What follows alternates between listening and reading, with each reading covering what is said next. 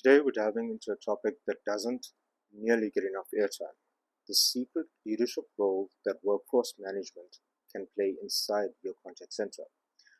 Now, when you think about the drivers of a contact center, WFM usually shows up with spreadsheets, dashboards, and a polite but firm stick to the schedule attitude, right? But what if I told you WFM could actually be a role model for operations?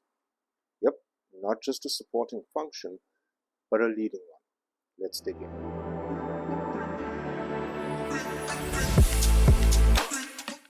Getting the most out of your contact center is tough enough without adding people to the mix. And as any senior manager will tell you, people are wonderfully unpredictable, which is why even the best laid plans often stumble at execution stage. Most would say execution is the operations job, and they'd be right partially, but here's the kicker. WFM doesn't have to be limited to just throwing a schedule over the wall and hoping for the best. When I led my own WFM team, I realized something. If we want ops to trust, respect, and actually follow the plan, we needed to live the behaviors we expected.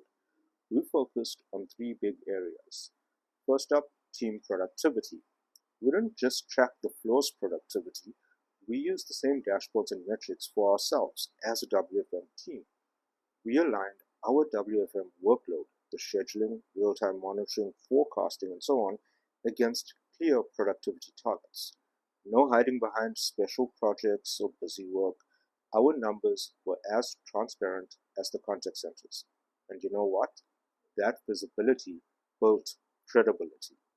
The second, time management. You've probably heard the classic line, WFM isn't chained to the desks, but they expect us to be.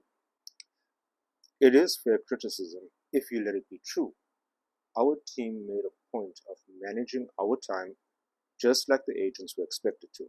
No disappearing for hour-long coffee runs, no extended lunches because meetings ran over, even though our workload was different, filled with meetings, reporting, and strategy sessions.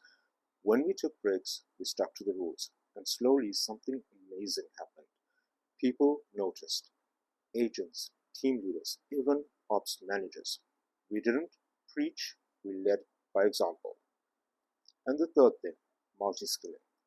Every member of my WFM team had their primary role, sure, but we made sure everyone in the team could build a schedule, run real-time adjustments, interpret staffing reports, and explain trends to leadership.